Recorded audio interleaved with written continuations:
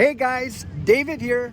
Welcome to Digital Outlook, where you're gonna find the best community in all of crypto. In today's video, Ripple teams up with the Bank of International Settlements. So guys, without further ado, why don't we get to it?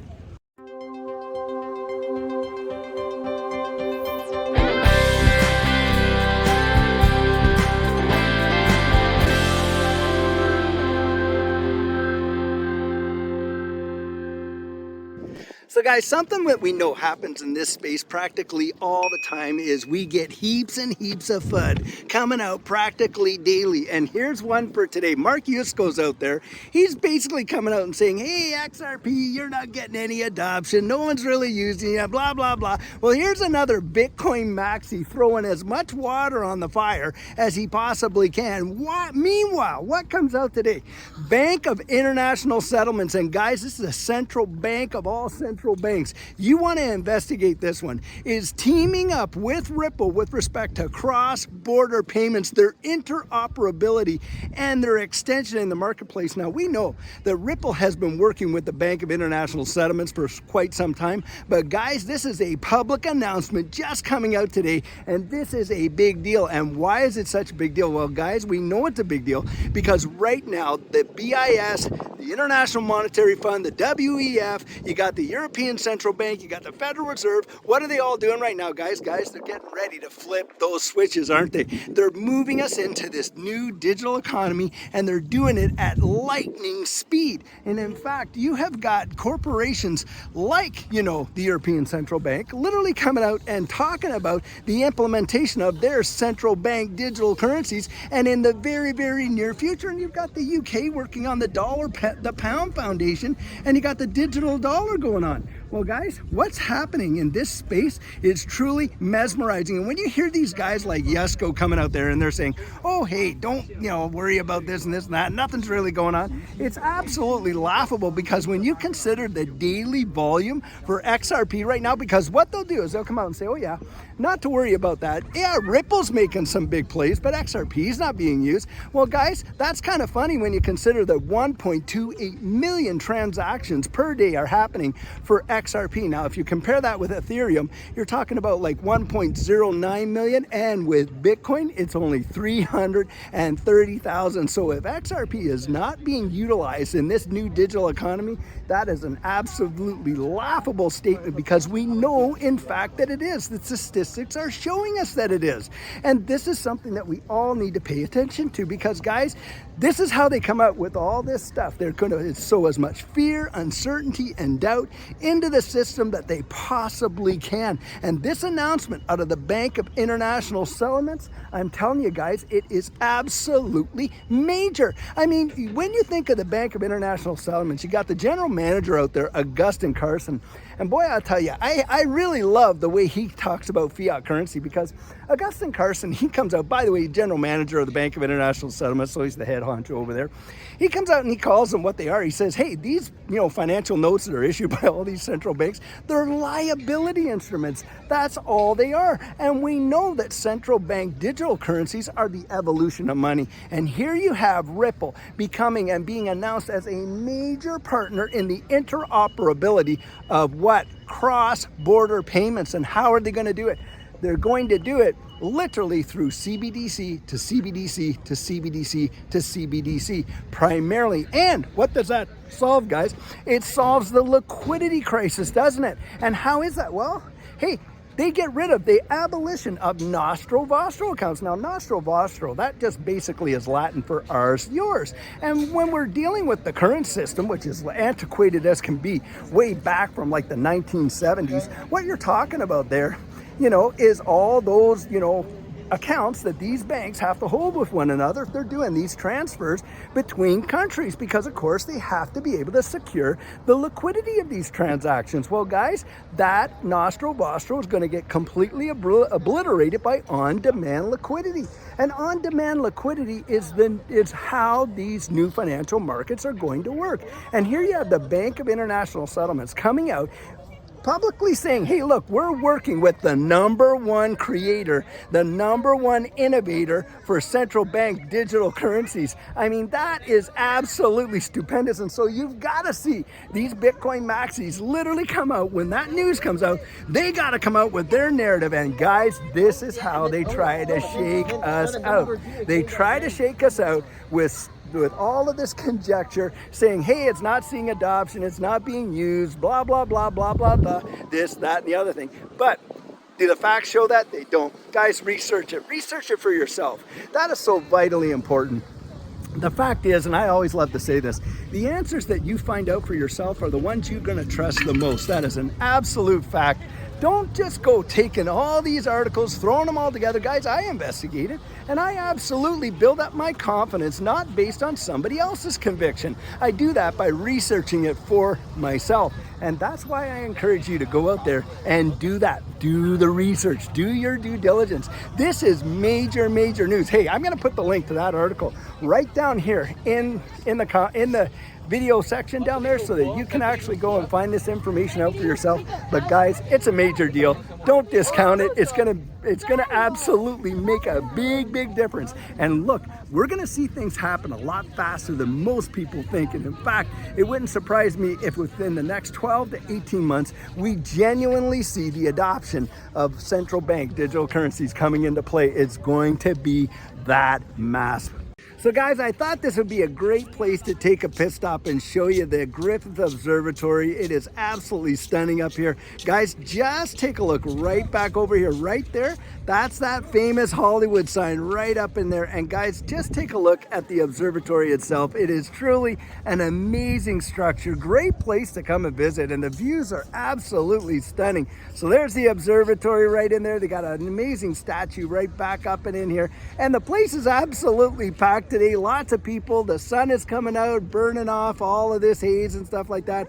It's a great spot. Guys, I'm really happy to be able to come out here and share this experience with you.